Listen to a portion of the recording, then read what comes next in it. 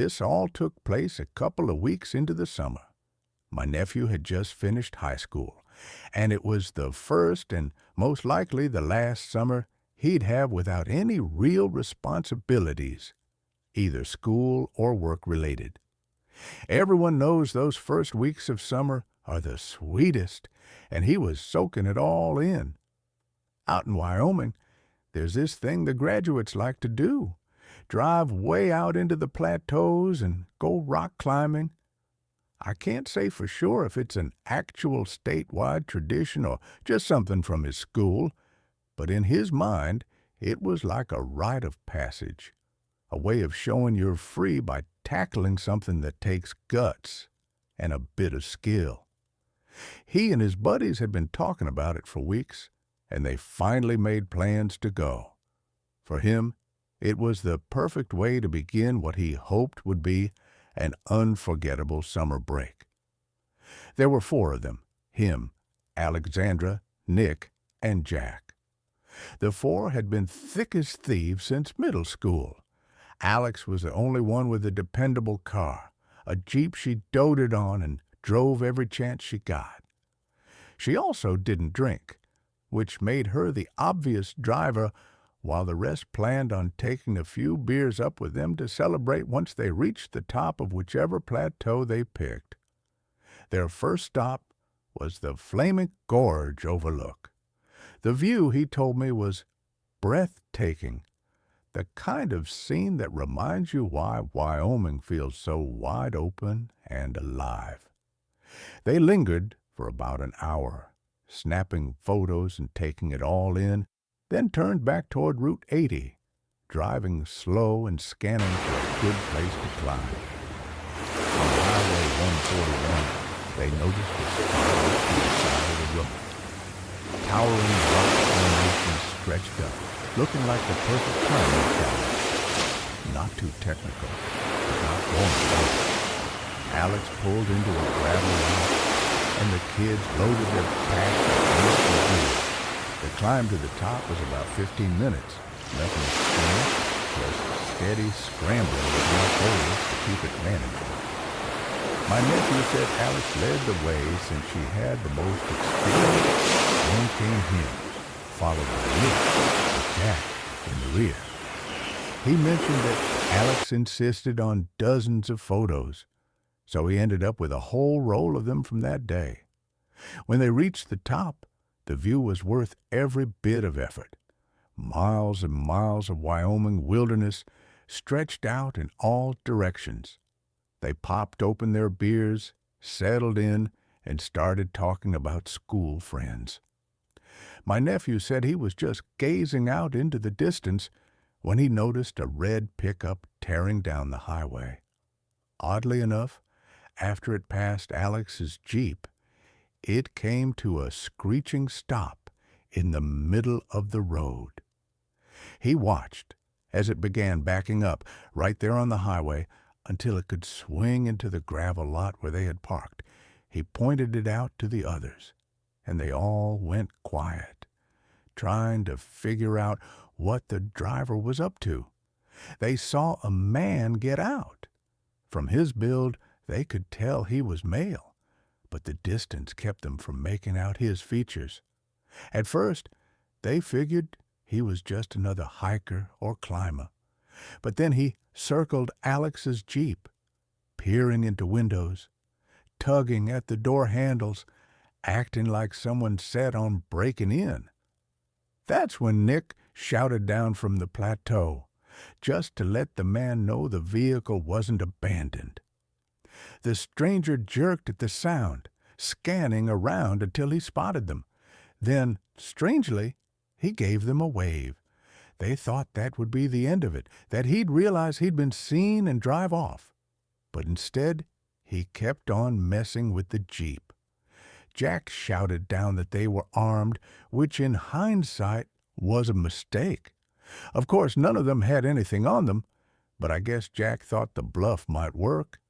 Instead, the man looked up and called back words that chilled my nephew. "Me too, kiddo." And then he raised something in the air, waving it.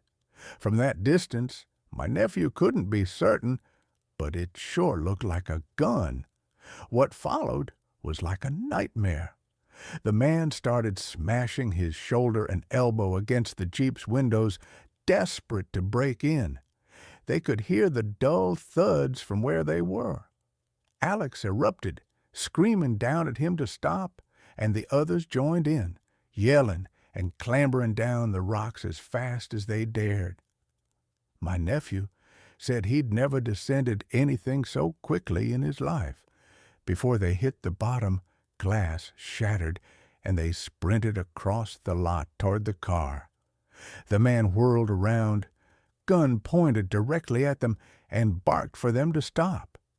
With no other choice, they froze and raised their hands. He ordered them to toss down their wallets and phones, which they did immediately.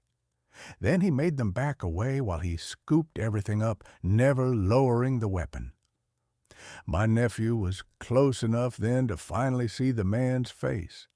An older white fellow, maybe in his 50s, with a rough beard and a weathered skin. Nothing that stood out, which made it even worse. How do you identify a face that plain? Once he had their belongings, the man pulled a knife and slashed one of Alex's tires. Then he strode back to his truck, no license plates on it, my nephew noticed, and drove off without another word. Alex was furious, and I can't blame her. My nephew admitted he was shaken to his core, and I don't doubt it. Being on the wrong end of a gun will do that. But for Alex, I imagine anger was just as strong. Their car was damaged, their things stolen, and they had no way to call for help. Jack and my nephew changed the tire as quickly as possible, though they both knew they weren't going to catch up to that truck.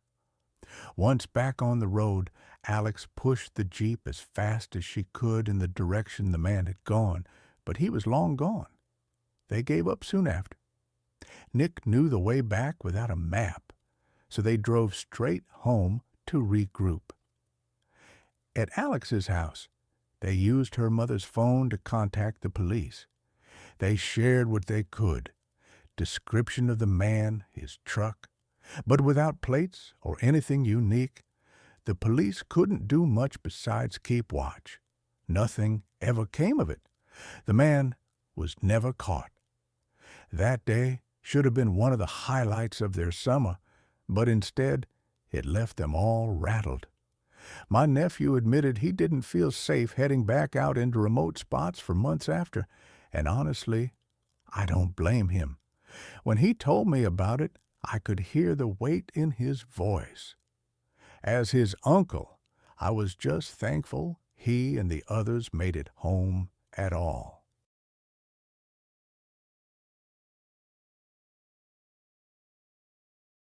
This story isn't mine, but Sophia's. She told me about it a while back, and it's stuck with me ever since. It happened 3 years ago when she was 19. At the time, her older brother Luke had just graduated from college in California, and the two of them were driving all the way back to New Jersey together. Luke had been living out west for 4 years and had built up an entire apartment's worth of belongings. Furniture, electronics, stacks of books, the works. Flying wasn't an option with all that stuff, but really, that wasn't the only reason for the trip. For Sophia, a cross-country road trip sounded like the perfect summer adventure, and she was all for it. They could have taken the straightforward path through Nevada and Colorado, but Luke was eager to see more of the country he'd studied, and Sophia hadn't seen places like Zion or the Grand Canyon before. So they agreed on the southern route. Luke insisted on renting a U-Haul instead of selling his things or shipping them back east, partly because he wanted to save money, the way new graduates usually do. The truck wasn't enormous, but large enough that Sophia joked it felt like steering a small moving van across America.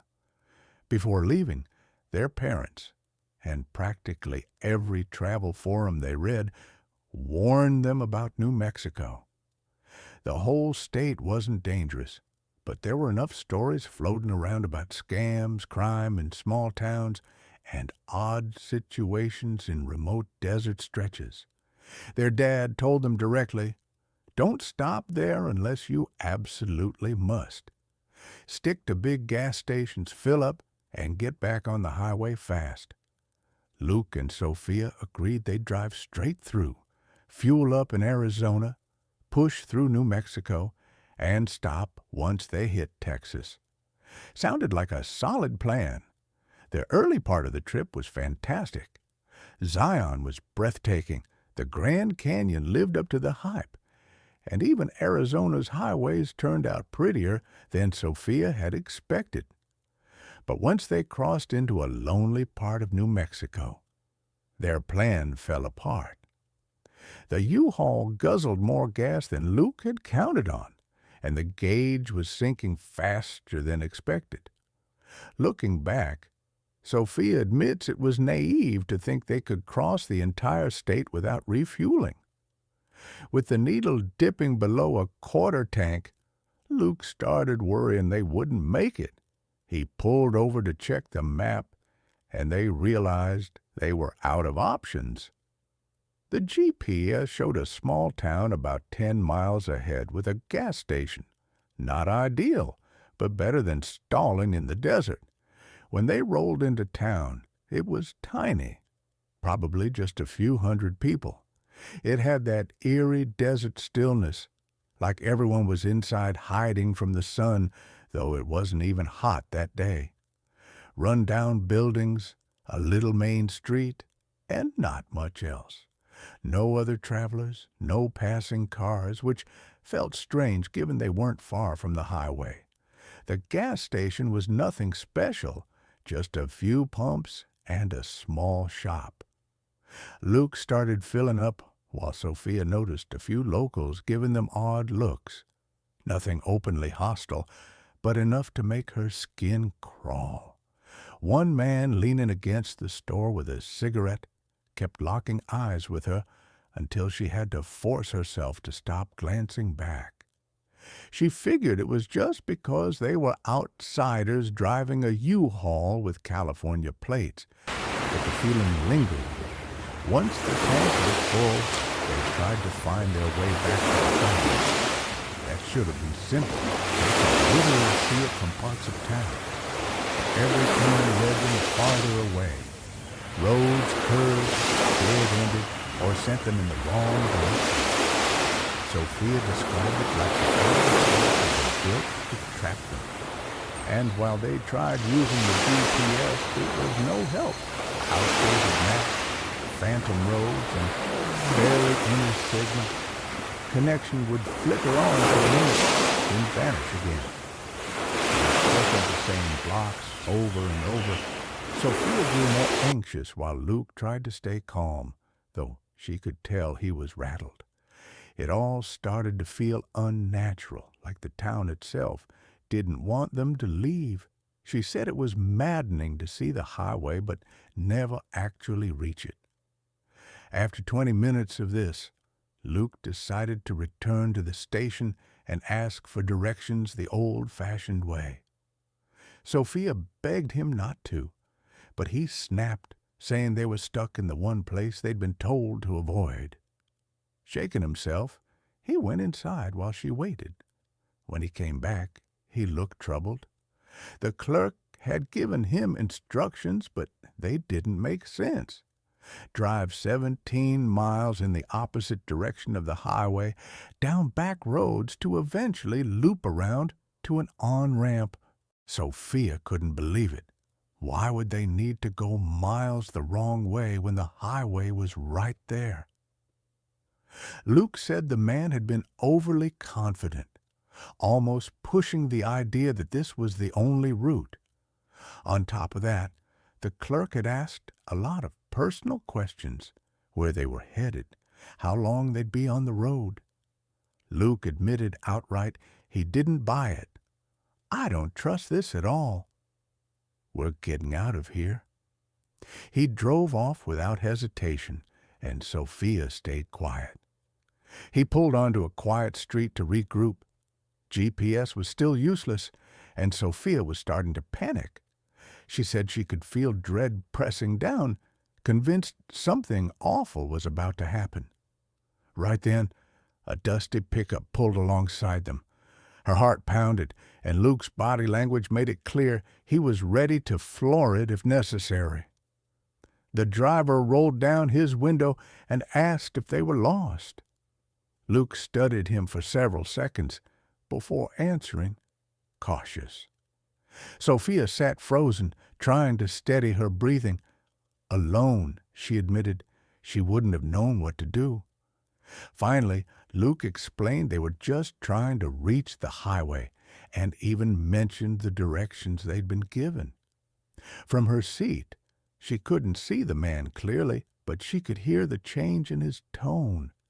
He got serious, asking if they were crazy. He told them flat out not to take that route. It would send them straight into an isolated area tied to drug trafficking. Instead, he gave them different directions and said it was a miracle they hadn't been robbed yet, sticking out in a U-Haul the way they did. Then, before they could even thank him, he drove away.